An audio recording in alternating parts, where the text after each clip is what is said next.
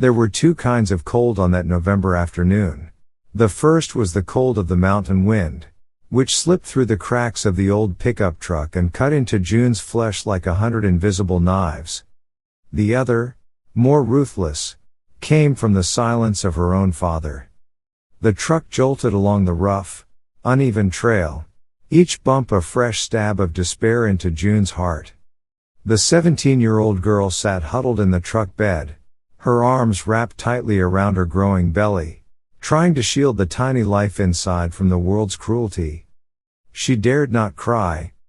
Her tears felt frozen by a pain and confusion too deep for them to fall. She stared at her father's broad, rigid back through the rear window of the cab. That same back had once carried her at county fairs, a sturdy pillar that made her believe nothing in the world could ever harm her. Now, it was a cold wall, a final confirmation of her abandonment. Her mind reeled with shattered memories. She remembered the smile of Tom, the pastor's son, and the sweet promises he'd whispered beneath the old oak tree. He had spoken of a family, of a future. But as her belly grew, his smile vanished, replaced by a callous denial and the contemptuous gaze of the entire town. And her father, a man who valued honor above all else, had chosen to cast her out like a stain. The truck stopped before a dilapidated wooden cabin, which looked as if it had been forgotten by both God and man. It was nestled among ancient, towering pines, its back against a sheer rock face. The musty smell of rotting leaves and the sharp scent of pine resin filled June's nostrils. A tall, hulking figure emerged from the porch shadows. This was Rook. He was powerfully built, the way a man who knows only hard labor is. His face weathered with a dense beard and a pair of deep, unreadable eyes. What made June shudder was the old, white scar that ran from his elbow down to his wrist. He unconsciously tried to cover it with his other hand, as if hiding a painful story. Her father pushed June from the truck without a backward glance. "This is the price for your shame," he snarled, the words like stones thrown in her face. "Rook will watch you. Don't think of coming back." The engine roared to life, and the truck sped away, leaving June in a cloud of dust in the encroaching, bone-deep cold. She stood trembling, feeling like a broken thing that had been thrown away. Rook said nothing. He simply gestured toward the door with his chin. Inside, it was just as cold. The space was brutally simple, a Spartan bed with a thin straw mattress, a rough-hewn wooden table, 2 chairs, and a cold stone hearth. Rook tossed her an old wool blanket, pointed to the bed, and began to build a fire. He did everything with a quiet efficiency that broadcasted a complete lack of communication. He kept an invisible but clear distance, making June feel her presence was nothing more than a duty he had to perform. She was a burden, an inconvenience. The first days passed in a heavy, oppressive silence. June tried to make herself invisible. She left the bed only when necessary, ate what Rook placed on the table, usually dried game and hard bread, and quickly retreated to her corner. She tried to start a conversation a few times. "It seems colder today," she said, her voice a whisper. Rook only nodded, his eyes never leaving the piece of wood he was whittling. "Can I help with anything?" she asked, seeing him chop wood.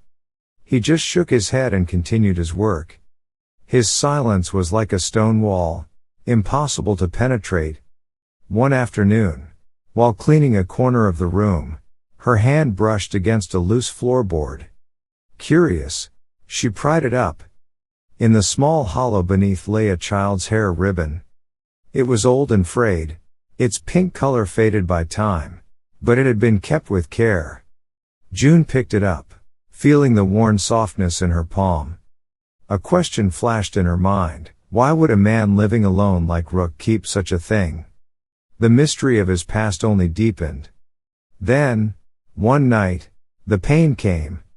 It started as a dull ache and quickly sharpened into a fierce, cramping agony. June writhed on the bed, her stomach seizing in spasms. Blood. She saw a small smear of blood. A terror more profound than her father's rejection gripped her. This baby was the only thing she had left, her only hope. She cried out Rook's name through a sob, her voice breaking. Instantly, his wall of ice seemed to melt. He rushed to her side, his expression no longer cold but etched with genuine concern. He didn't speak. He acted. He lifted her gently, laid her back down properly, rushed to heat water, and piled more blankets on her. His large, calloused hands, the hands she had feared, were now surprisingly gentle as he placed a warm cloth on her forehead. He did not sleep that night, sitting silently in the chair beside her, watching over her until the pain subsided and she fell into an exhausted sleep. In a state of half-consciousness, June heard him whisper a woman's name, Eliza. "I'm sorry, Eliza." His voice was choked with a long-buried grief. For the first time, June no longer saw a jailer. She saw a different man inside him, a man who also carried scars, and not just on his arm. That night, in the cold mountain cabin, a tiny spark of compassion was lit, warming two lost and wounded souls. After that terrifying night, a subtle but definite change settled over the cabin. The silence remained, but it was no longer hostile or heavy. It felt more like a necessary quiet, a space for wounds to begin their healing. Rook was still a man of few words, but his actions began to take on a different color. One morning, June awoke to find a new, thicker, and warmer wool blanket folded neatly at the foot of her bed. It wasn't one of his old ones. It looked brand new, meaning he must have gone down the mountain to trade for it. She didn't ask. He didn't explain. Another day, she found her old, worn-out shoes had been carefully mended. The stitching was rough, but the leather patch was strong. She slipped her feet into them, feeling the snug warmth, a sense of being cared for she hadn't felt in a very long time. Occasionally, after their evening meal, a second bowl of stew would be left on the table for her, this one with more meat than his own portion. These were silent acts of kindness, offered without explanation but more powerful than any words. Rook began teaching her the skills needed for survival in the mountains. He didn't lecture, he demonstrated, motioning for her to copy him. Once, he led her into the forest, pointing at tracks in the damp earth. He used a stick to draw the shape of a deer's hoof, then another shape, with pads, of a wolf's paw. He didn't say, "This is a deer, that is a wolf." He simply repeated the action until she could distinguish them herself. He taught her how to recognize poison ivy, how to find a clean water source, how to start a fire with only 2 flint stones and some dried tinder. Their communication was no longer through words, but through practical lessons, through a trust built on concrete actions. June slowly began to feel less like a prisoner and more like an apprentice. Their bond was truly forged when a great snowstorm hit. The sky turned a leaden gray, and snow began to fall, first in flurries, then in a thick, blinding curtain of white. The blizzard howled outside, trapping them in the tiny cabin. The wind shrieked through the cracks in the walls, carrying a piercing cold. In the midst of it, June fell into a high fever. Her body burned, yet she shivered uncontrollably. She became delirious, calling for her mother in a weak voice. Rook placed a hand on her forehead, his brow furrowed with worry. He knew a fever this high could be dangerous, especially for a pregnant woman. The herbs in the cabin were gone. Without a moment's hesitation, Rook pulled on his thickest leather coat, wrapped a scarf around his face, grabbed his axe, and stepped out into the storm. June only managed to see his figure disappear into the swirling white before the door slammed shut. Alone in the cabin, she was terrified for herself but also for him. He was risking his life in nature's fury for her. 2 days passed like 2 centuries. The fire in the hearth dwindled, and so did June's hope. But then, at the end of the second day, As the storm began to subside, the door burst open. Rook staggered in, covered in snow, looking like a man made of ice. He was exhausted, but in his hands were a bag of herbs and a fat rabbit. He collapsed onto the floor, but as soon as he caught his breath, the first thing he did was rebuild the fire and prepare the medicine for June. Then, he meticulously skinned the rabbit and cooked a hot, nourishing stew. The aroma of meat and roots filled the cabin, a scent of life, of a care that went far beyond basic survival. As she recovered, sitting by the warm fire, June gathered the courage to tell Rook her story. She told him about the pastor's son, the one who had deceived her with sweet words only to deny all responsibility. She spoke of the humiliation, the stares of the townspeople, and the rejection by her own father. Rook listened without interrupting, the firelight dancing in his deep-set eyes. After a long silence, he began to tell his story. He spoke of a debt. Years ago, as a reckless young man, he had been trapped in a flash flood. It was June's father who had saved his life. But that debt of gratitude had become a chain. Her father had used it to manipulate him, to make him do things he didn't want to, and the final task was this, to watch over her. June looked at him, empathy welling up inside her. She timidly asked about the old ribbon and the name Eliza she had heard. This time, the final wall around Rook's heart crumbled.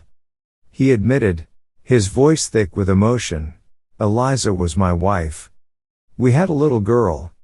He told her they had died in a plague that swept through the region years ago. This cabin, this land, had once been their happy home. The scar on his arm was a remnant of a desperate attempt to save them. The shared pain of loss erased all distance between them. They were no longer jailer and prisoner, no longer debtor and a means of repayment. They were just two lonely people who had found in each other a profound empathy, a shelter for the soul. In the cold of the mountains, a new bond, warm and strong, had been formed. The warmth of spring finally found its way through the mountain peaks. The snow melted, revealing the green shoots of new life pushing up through the earth. Life was returning to the forest, just as it was growing inside June. And then one day, she went into labor.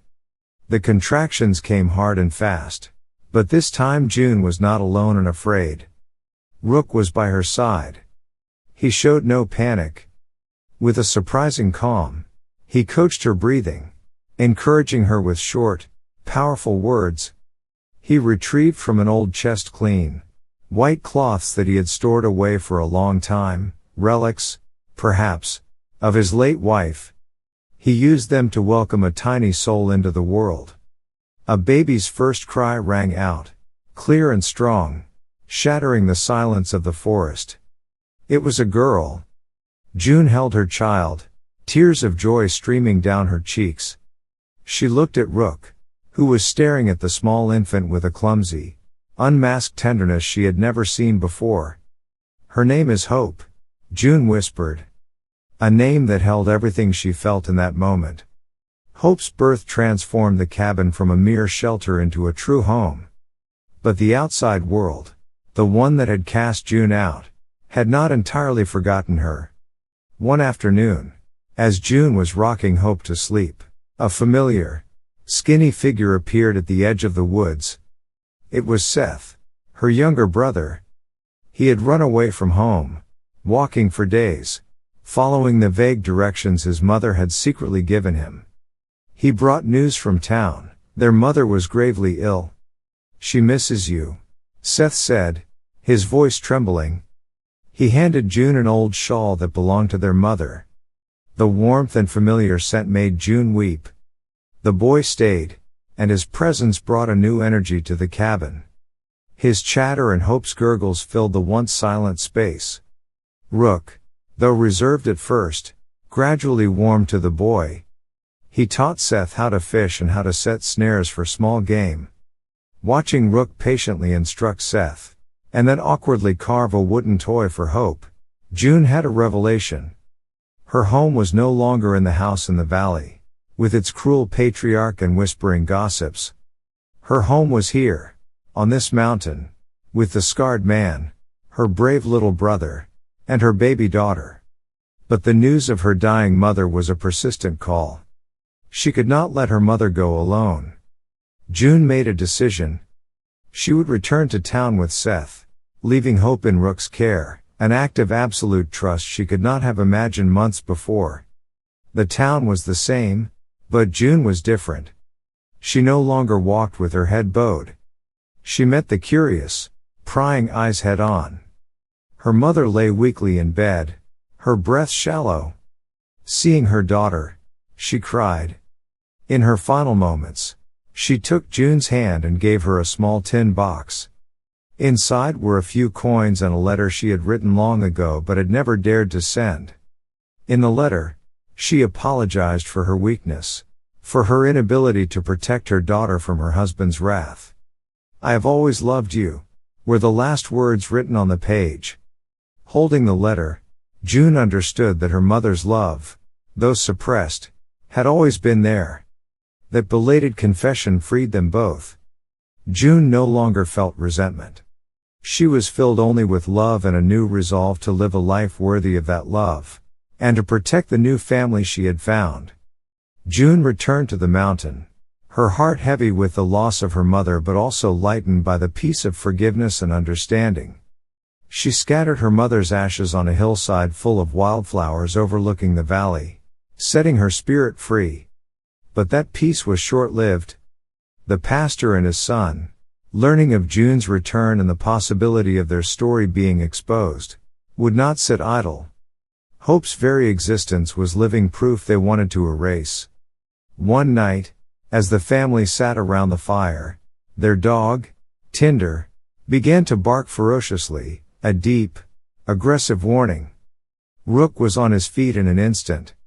Peering out the window, he knew immediately. This was not a random animal. This was a deliberate human threat. 4 men, armed with clubs and flashlights, were advancing on the cabin. They were loyalists of the pastor, sent to teach the horror lesson.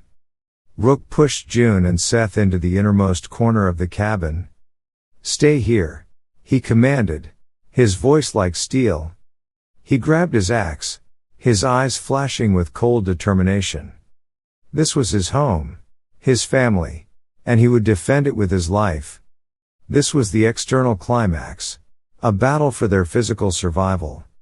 But June was no longer the weak girl she once was. She would not simply hide in fear. While Rook prepared to confront them head-on, she remembered his lessons. Motioning to Seth, she quickly slipped out the back door. Using the knowledge of the terrain Rook had taught her, she found a slippery slope she knew well and stretched a rope taut across it at ankle height. It was a simple trap, but in the darkness, it could create chaos. As the attackers charged the front door, Rook met them there. A struggle erupted. At the same time, one of the men circling around back was caught by June's trap. He tumbled down the slope with a cry of pain, confusing the others. Seizing the opportunity, Seth, though trembling with fear, bravely used the slingshot Rook had made him, firing pebbles at their flashlights, adding to the disorientation. The fight was not long. The family's fierce and unexpected resistance, combined with their knowledge of the terrain, sent the attackers fleeing into the night. But they left behind a threat. "This isn't over." June knew that running was no longer an option. She had to face them. The next day, she, Rook, and Seth went down to the town and straight to the office of the old sheriff, a man known for his fairness. She told him the entire story, from the deception and abandonment to the attack the night before. The sheriff listened, looked into June's steady eyes and at Rook's silent, protective presence, and he believed her. A small hearing was convened at the town hall. The pastor and his son denied everything, using their reputation to paint a story of a delinquent girl slandering innocent men. The townspeople, long intimidated by the pastor, remained silent. The air grew tense. Standing before them, June felt her heart pound.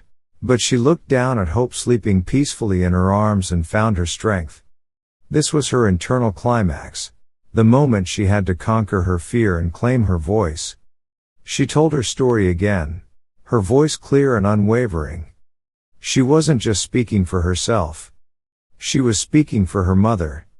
She was speaking for any other girl who might have been, or could be, a victim. Her honest, emotional account seemed to touch something in the room. And then, a miracle happened. Another young woman, who had been staring at the floor, slowly stood up. "What she says is true," the girl whispered. "He did the same thing to me." That one brave act broke the dam of silence. It created a ripple of support. Another person, and then another, stood to confirm the stories. The lies of the pastor and his son collapsed under the weight of the truth. Justice, though delayed, was finally served. That day, June not only won justice for herself, she gave a voice back to the silenced. She had claimed her home, not with wood and stone, but with truth and courage. After the hearing, a true and lasting peace finally settled on the mountain. The clouds of injustice had parted, leaving behind a clear, blue sky. Their little family, June, Rook, Seth, and Hope, began their years of simple, happy life. Together, they expanded the cabin, building a small room for Seth and Hope. The sounds of hammers and saws, mixed with laughter and conversation, completely replaced the heavy silence of the past. June planted a small garden, sowing seeds for vegetables. Rook taught Seth how to hunt and work with wood. Hope grew up surrounded by the love of all three, running barefoot on the hillsides, her blonde hair shining like the sun. One evening at sunset, as they sat on their familiar rock overlooking the valley, Rook turned to June. He didn't use flowery words. He simply and quietly took out a small ring he had meticulously carved from a fragrant pine branch. He slipped it onto her finger. June looked closely and saw that inside the band, he had carved the image of a tiny sapling, a symbol of the new life and hope she had brought into his world. She nodded, silent tears of happiness falling. It was a proposal without words, but it meant more than any promise ever could. The years passed peacefully. Hope blossomed into a beautiful, strong young woman, inheriting her mother's resilience and Rook's quiet depth. Seth grew into a tall, capable young man, a sturdy pillar for the family. Rook grew old. His hair and beard turned the color of salt and pepper. His physical strength waned, but the warmth in his eyes when he looked at June and the children remained as constant as the fire in their hearth. And then one day, he passed away. A peaceful departure in his sleep, in the very bed in the cabin he had built and defended. A few days before he died, as if he knew, Rook called Hope to his side. He gave her a wooden bird, carved so exquisitely that its lines seemed to flow with life. "A gift for you," he said, his voice weak. "So you can always fly high and far, but always remember your way home." It was his final gift, his final legacy. June continued to live on the mountain. She was not alone. She had Seth, and Hope, and later, her chattering grandchildren. The story of the abandoned woman who found a home and justice on the mountain became a living legend in the region. They called her June of the Mountain, a symbol of resilience and compassion. Many years later, when June was an old woman with hair as white as the clouds, another snowstorm hit. Late at night, there was a faint, desperate knock on the door. June opened it to find a young girl, lost and shivering with cold, her clothes in tatters. The girl looked at June with eyes full of fear and despair. June didn't ask many questions. She just smiled a gentle, kind smile, the kind of smile Rook had not been able to give her at first. She guided the girl inside, built up the warm fire, gave her a bowl of hot soup, and wrapped her in a thick blanket. That night, in the small cabin, The flame of shelter and compassion that Rook had started, that June had preserved, was once again kindled and passed on. June's story was no longer her own. It had become an eternal fire on the mountain, a reminder that home is not where you are born, but where you are loved and protected, and that sometimes, from the broken pieces of a life, you can build the strongest fortress of all.